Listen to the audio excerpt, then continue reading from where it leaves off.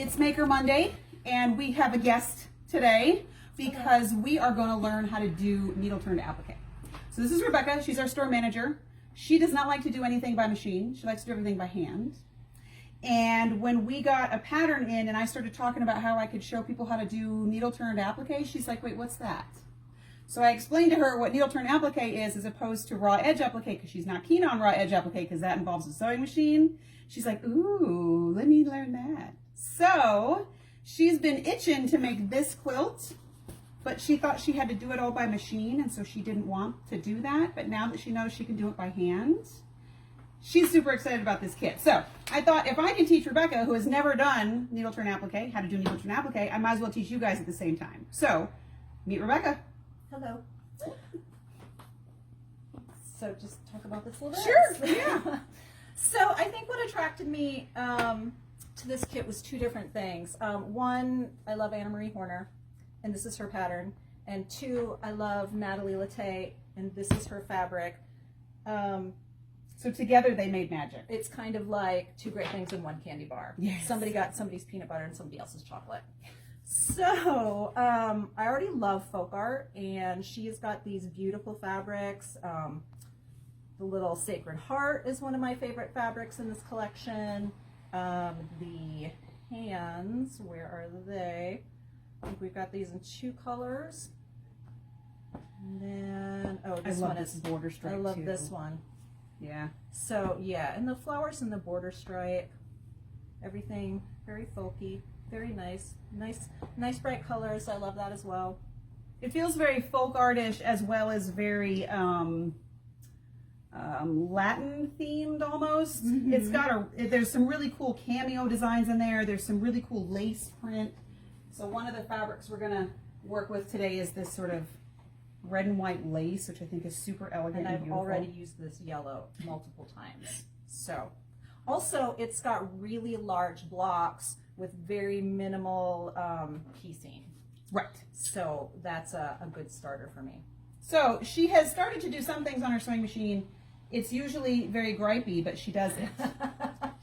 So since most of the blocks on this is just sewing big blocks together, and the rest of it is either raw edge applique or needle turned applique, or what I'm going to show you is kind of a combination of both, because I personally don't enjoy raw edge or needle turned applique, but I love the way it looks.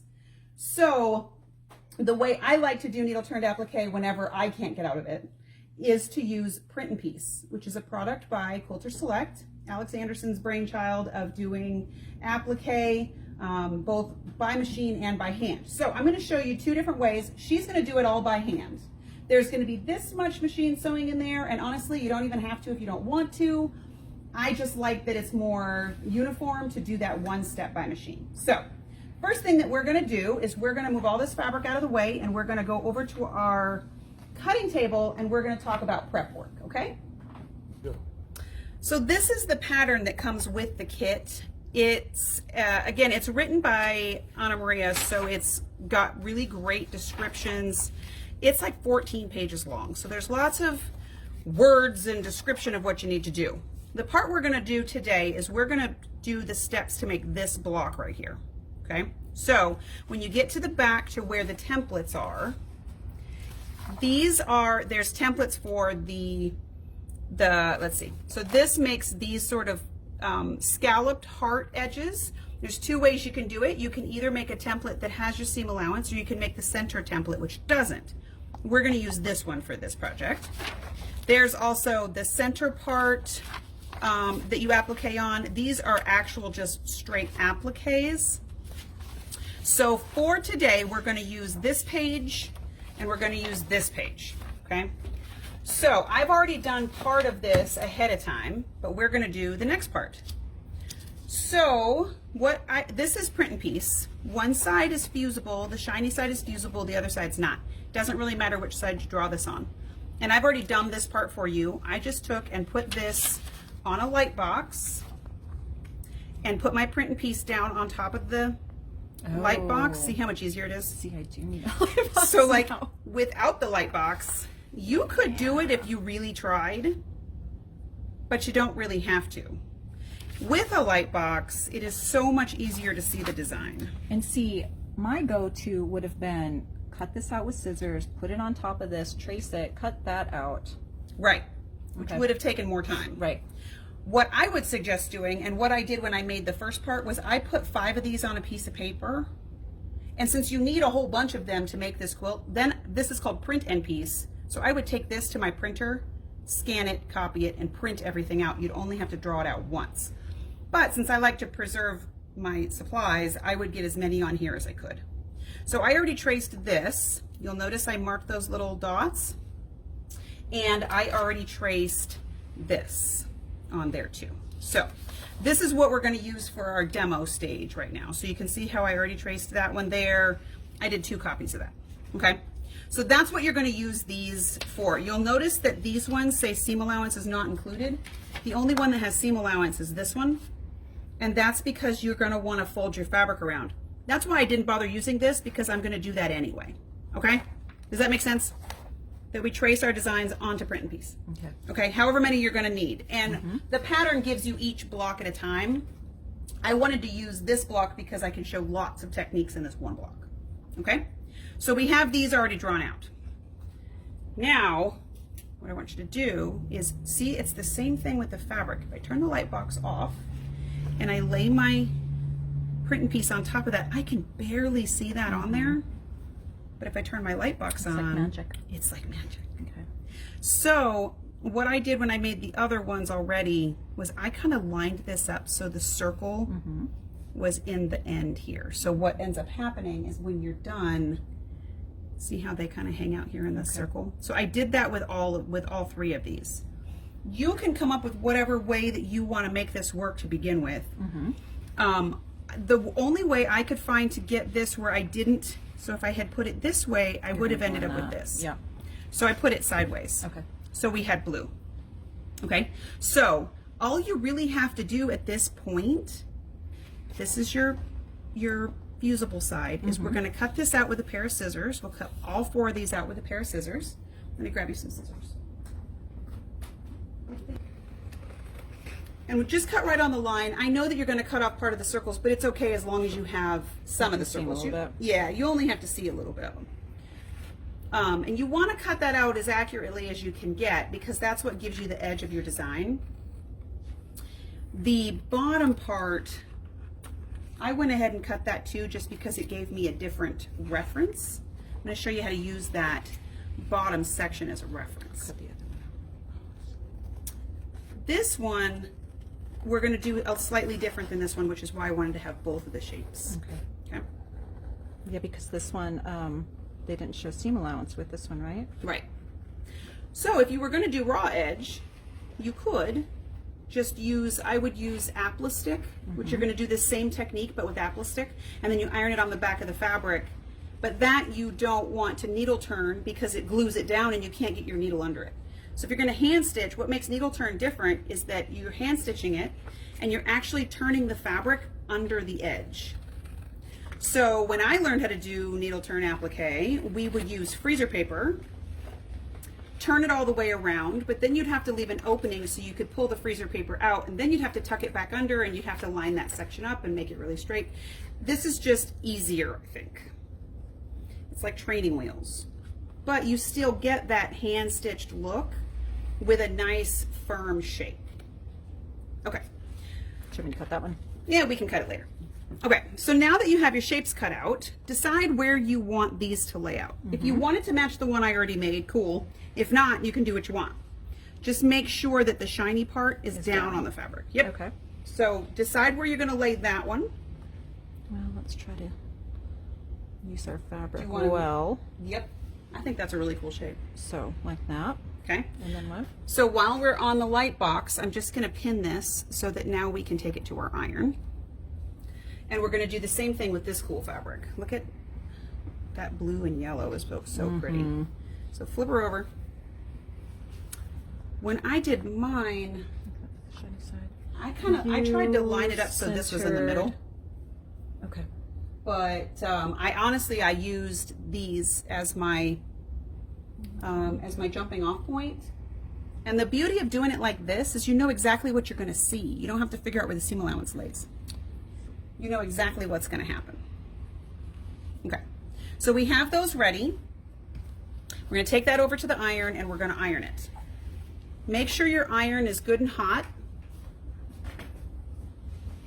Make sure your iron's good and hot and press it from the fabric side. Uh-oh, did I mess it up? Oh, the pin didn't go through. Oh, here, I'll fix it. And I'll iron this you one. can press that one. These pins are heat resistant, but you don't really need them for too long to hold it still. Just enough to get it to where it'll stick down. And then I'm going to show you another trick. Is my iron hot? It's not sticking. So you're going to press it down just enough to get it to stick. It's not sticking. Well, yeah, I know. Just enough. And you do want your iron hot. Okay. And then once it's kind of stuck down and it's warmed up, hit it with some steam. Because the steam really makes that glue heat up. Yeah, you just how to use this. Okay. push it and hold it. And then your hand touching the sensor makes the iron, makes the steam come out. So the steam is really going to get that stuff to stick down. Ooh, there we go. See? Yeah. So go ahead and stick both of those down. I'll take this one and you can do that one.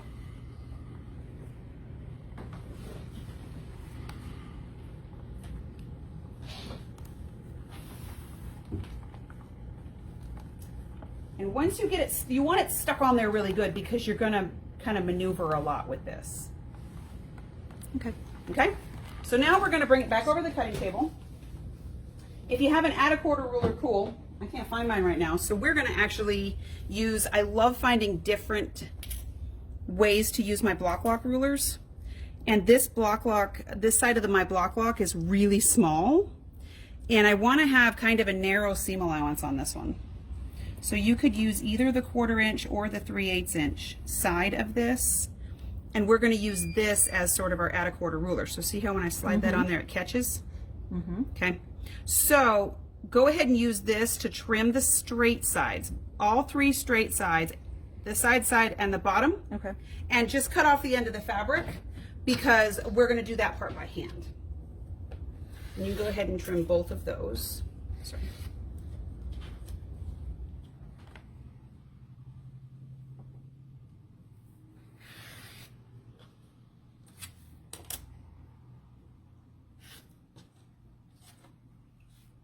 And you could just cut off the extra fabric. Then you want to kind of mimic that seam allowance and cut around the curve. Okay. If you find that you want a skinnier seam allowance, you can just use the other side of the block lock. It makes a smaller cut. So that's just another use of your block lock ruler, and I love those things. All right, so we're going to do that with both of these. So go ahead and cut that part. I'm going to find a fabric we can put this on.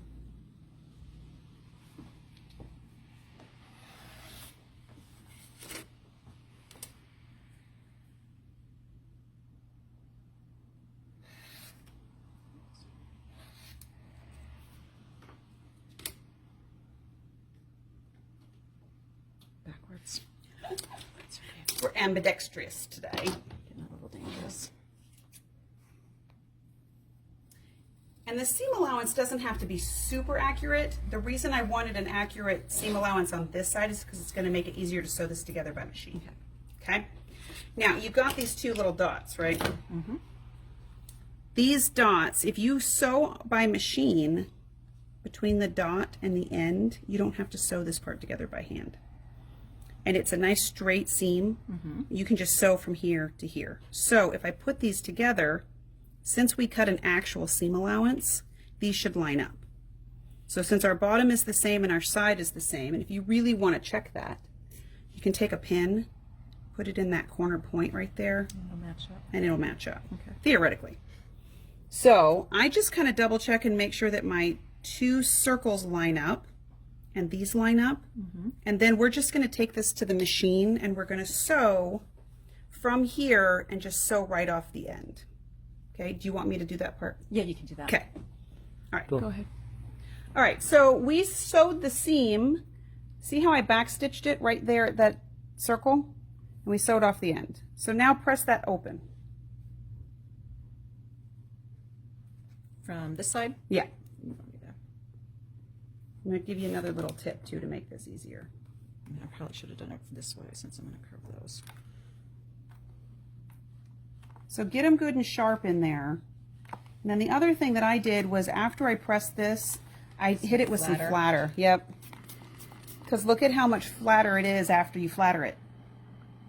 Go ahead and press it all the way up.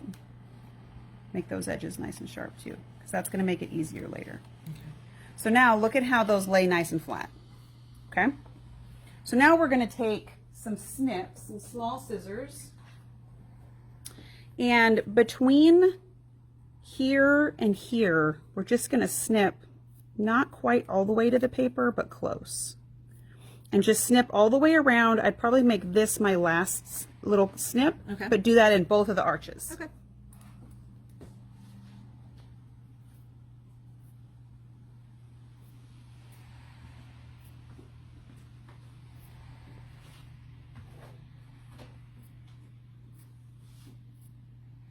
And the reason we do that is it just goes around the corner better.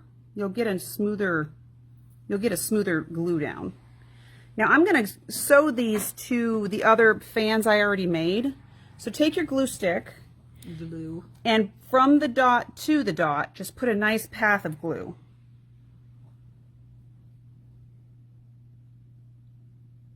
And then just tuck them all the way around. And the edge of the paper is going to give you a guide. It'll kind of just push against it.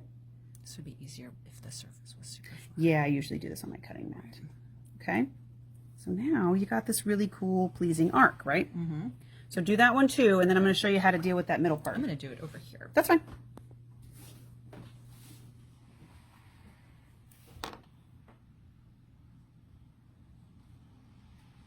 One of the things that this technique does for you is not only does everything stay where you put it, but you get this really sharp middle part. Yep, so make sure you put some glue there and get them really, make that divot nice and sharp. Sharp, yep. Because that's going to make your fans look prettier.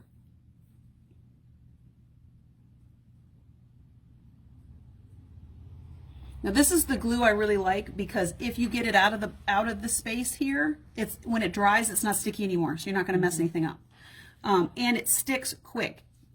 So see how sharp that we'll call it cleavage, how sharp that is right there? That's what you're going for. And look at how nice and smooth your curves are. Mm-hmm.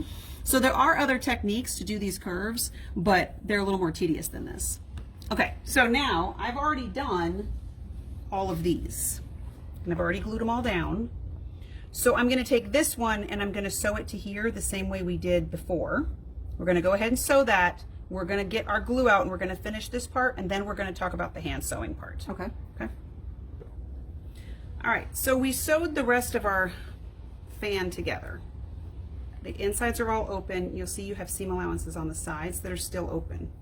So go ahead and put that on there so that this lines up. There's a couple ways you can do this to find out where this is going to place. You can either simply line it up on the edges, but personally, what I did with this was I cut this just a little oversized from the pattern, because once I've handled this and stitched with it and whatever, it might not be exactly straight, and then I'm going to want to square this down to the size of the pattern. Okay, so if this was mine, I would take and find my middle this way on the diagonals, both ways, and then press that so that you get a reference line. So go ahead and press those sides just so you can use that as a reference. Open that up, and then what I would do, since this is not, it's not an even number, I would take my middle one here and I'd fold it in half so that you can have a reference. This is gonna press out, so it's okay. And then line this line up with that line. Okay. And then scoot it down until this line is lined up on the diagonal and your sides are touching. This way your blocks will all be the same, and then when you go to trim them down, they'll all be even. Okay. Okay? Does that look good? I think so. Okay. So there's a couple of ways you can stick this down at this point. You could spray it with 505. You could take your glue stick back out. I'm loving that 505. It is fun. I know, and there's lots of uses for it besides quilting. So you could put your glue stick down and you could glue stick it. And I would do this in multiple places because you're gonna handle this a lot. Okay, so that's gonna stick those two down. But honestly, and I know you love your sew tights. I do. You could use your sew tights to hold these together. Joey said cyclists will use the spray adhesive to put their numbers on. Oh, that makes sense because it washes off. So yeah, go ahead and put your sew tights on there wherever they make you happy. Put those in since you glued a little bit. I would probably do a combination of these.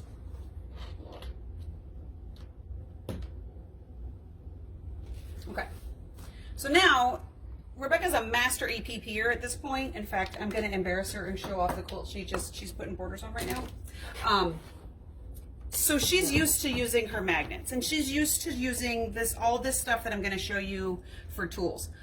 I sell a kit on my website called EPP is my jam, and it has all of the stuff that we're using in this process as well, even though this isn't technically EPP. It has a package of the fusible printing piece. It has thread magic. It has a thread. It has a glue stick, a needle threader. What else is in there? Pink tape. Yep. You can use pink tape to secure these as well. It's got these teeny tiny needles. It's got all the things that we're going to use in this application. It'll be attached to this video as well. Just like with EPP, I love my needle threader because my needles are really tiny and my thread is also fine. So thread that. magic. It is like magic. I love them. So a couple things that I never do handwork without. One is a small needle. Why do we use a small needle? Because with a small needle, you can't take a big stitch with a small needle. And one of the things you want to do when you're needle turn applique is you don't want to see your stitches. One of the ways to do that is small stitches. Another way is to match your thread. I typically will match my thread to the piece I'm appliquing more than the background. That being said, there is a lot of colors in here. So I picked a gray thread. This is 2600 by Aurifil. It's a really fine thread. It's lightweight. And I also really like thread magic. And I know I've shown you all these tricks with EPP. So this part's not going to be much different than what you normally do. So now, the secret to stitches on needle turn, here's the beauty. So I keep saying needle turn, right? So normally when you needle turn, this is loose. So you would be taking your needle, shoving it under there and taking stitches, shoving it under and taking stitches, and shoving it under and taking stitches. Since we've already glued it under, there's no shoving it required, okay? So since I can come off the edge of my block here and this part of the block is going to become seam allowance, I'm just going to take a basic stitch. The stitch that you use to do this, can you zoom in on that, babe? The stitch that you do is a lot like a binding stitch. And you want to take small stitches and you want to take small bites. And I'm kind of doing this a little bit backwards, so I feel a little awkward. Okay. You're going to take your needle and you're going to go under the stitch you just made. And then you're going to come out a little less than 1/4 inch. See how tiny of a bite I'm taking? Mm-hmm. I mean, it's tiny. Mm-hmm. That's why you take lots of little stitches, because you're not, ideally you shouldn't see them. Okay. Okay. And we're just going to stitch all the way around this block using these tiny, tiny stitches. The secret to this is to take your needle and go kind of under the space where you just came up. So if you take your needle and poke it back, just barely behind where you just came up, it's going to hide that stitch. Okay? Mm-hmm. So see, you can't see the stitches. Yep. So even though my thread doesn't technically match, it's a neutral thread. Here, go ahead and try that.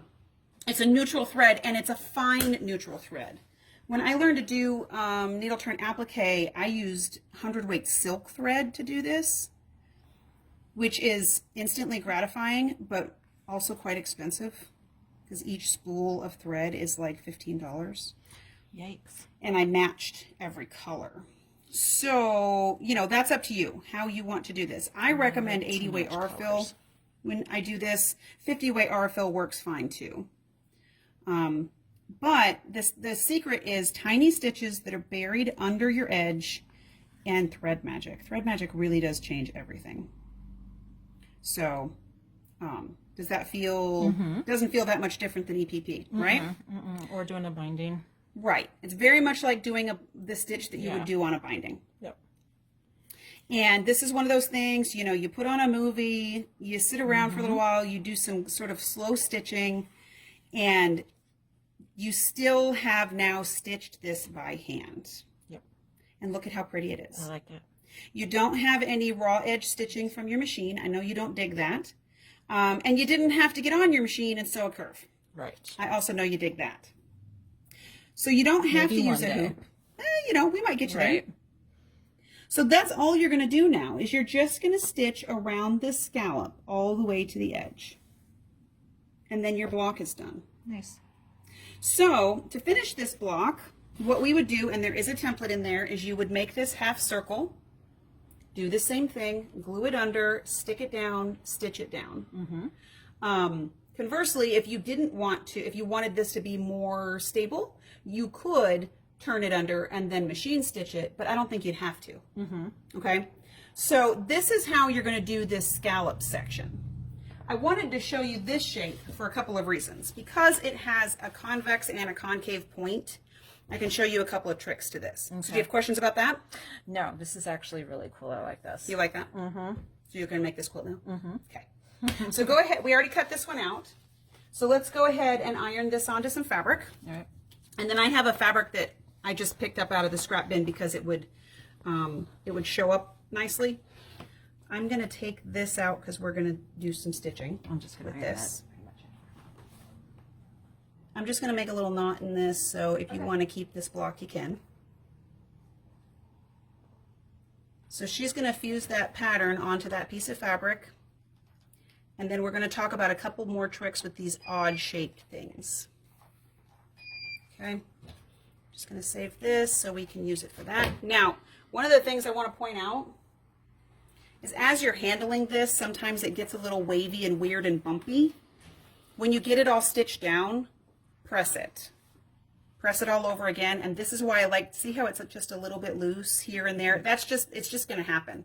One of the ways to avoid that is you can start in the middle and work your way out, and that helps. It's not super necessary, but that's why I make my background piece bigger than the pattern calls for, because then I can square it down, and the weird fuzzy bits or the weird wrinkles will get trimmed out. Okay? All right, so we can go ahead and Should trim that. yep, cut around that just like we did before, about a 1/4 inch seam allowance. And let's see where I put that piece of gray fabric.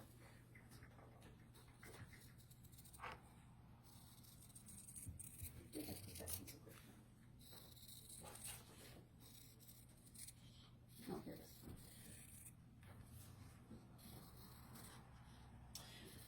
Now, sometimes when you're doing needle turn applique, you will have a design that you have to draw out. For this particular quilt, we're not really laying out a design, but let's say you did have a design that you wanted to draw out. I would use a friction pen and a light box. So let's pretend that this does need a specific placement. I would take my light box and either put my fabric down on top of my pattern like this, so then I can line this piece up. Actually, I need to flip it. So then I can line this piece up where it needs to go. So let's do what we did before where we snipped around. What you need to pay attention to is when you're doing the convex curve, you can snip like we did. When you're doing the concave curve, you need to snip this way and that way and make sort of a pie shape. Don't cut the end off yet. I'm gonna show you how to make that go away. So there's a couple of different ways we can do this. Let me grab a friction pen. So when you're trimming these in, just kind of go at an angle, like at an angle. Instead of just snipping in straight, Okay. the angle's going to help. If you get a really sharp point here, you might have to cut both sides, but I think this isn't that sharp, so it'll be okay. And don't trim off the tail yet, because I'm going to show you some things to do with the tail. Okay, and then go ahead and glue it like we did with the other one.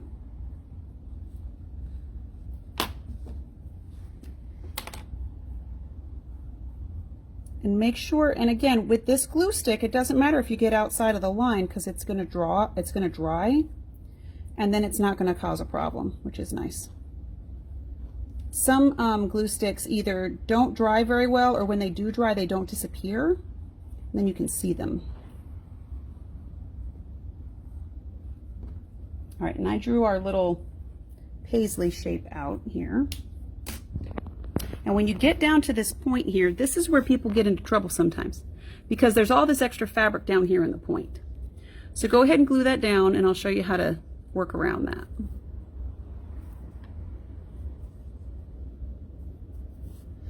Do you want me to? So go ahead and do, yeah, go ahead and do one side, because you want that point to be really sharp when you stitch it.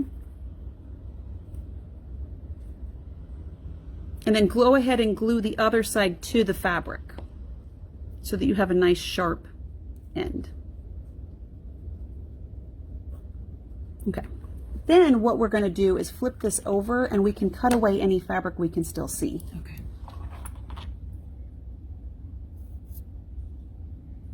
You always have all the good scissors. I know. I hide them from people. So now we've got this shape marked out. So let's say we did have a design that we needed to match up. You could either use your light box and draw it onto the fabric, but see, that's kind of hard to see. Or you could use your light box and lay the fabric on top of the design, like that. And then you can lay out put your shape on. And you can line it up to where you want it to be. So now what I would do is I'd either glue it down, or I would use my sew tights to stick that on there, and you know exactly where she's going to sit.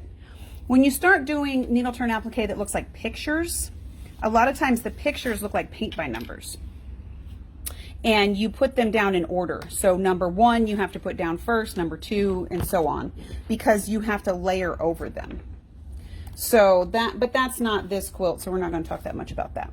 Okay, now that we have it stuck down there, I'm going to take the same thread we used before. Oh yeah, because that was the part where I marked it up. Okay, we're going to do the same kind of stitching we did before.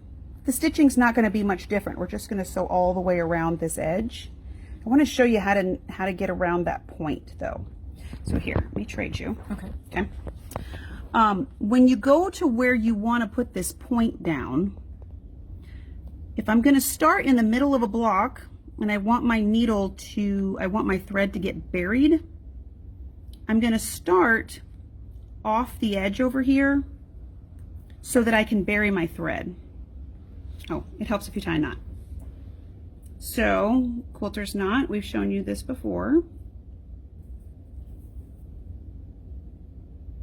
Okay, so I'm going to take my thread, my needle off the design and poke it into the fabric, because then I can pull my needle through and my thread is buried and I can just cut the tail off. So when I'm taking these stitches down to this fine point, I'm going to stitch along until I get to where the design ends. And since we're using this printing piece, you can feel where the design ends. When I used to do this with paper, it was a lot harder to tell where that point was. So if I stitch to the end of my design, which is about here, I'm going to turn it around and actually take the pointy bit of my needle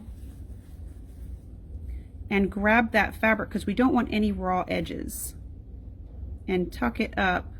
This is what needle turn looks like. You actually take the pointy end of your needle and tuck the fabric up underneath itself, and make sure that you don't have any raw edges sticking out, because that's where it gets kind of messy.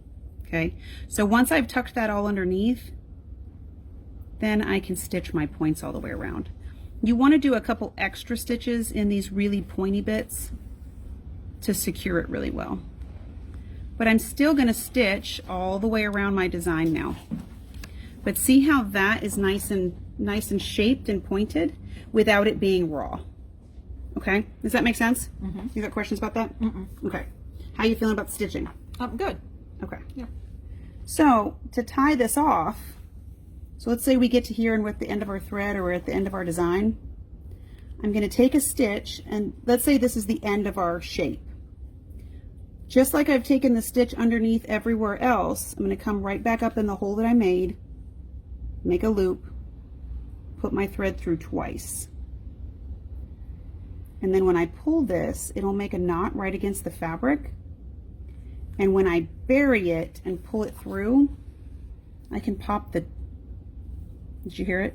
The knot popped up in there. Oh. And then I can just cut my thread off. Okay. Okay? Yes. That's how we finish that off. Nice. Okay? Mm-hmm. Okay, so we have learned how to do combination. We sewed this by machine and then we're going to stitch this all down by hand.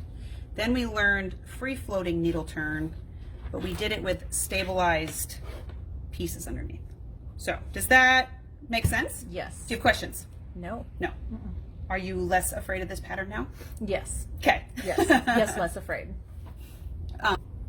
Okay. So, in our design or in our video today, what we are attaching to the video is the kit that Rebecca's going to start. I have a couple other kits that use this technique that are also by Anna Maria. I'm going to attach to this video. We also showed you the glue stick, the printing piece, the how to use your block lock ruler as an add a quarter ruler. What else did we we talked about our Libs Elliott Sew Tight magnets. We also have we have Tula Pink. We have two Libs Elliott ones. We have Tula Pink one, and then we have the regular bar diamond ones. Yeah, we have Libs diamond ones too. What else did we talk about? We talked about placement. We talked about our EPP kit, which has all of the things to do the handwork in. So if you don't have any of this stuff, it's totally behooves you to just get the kit. And all of those things will be attached to today's video. So now your mission is to decide what you want to learn next. So if you come in the shop and you got questions, and especially if you have questions about EPP, Rebecca's your girl. But now she can talk to you about needle turn too. So we'll see you guys later. Bye.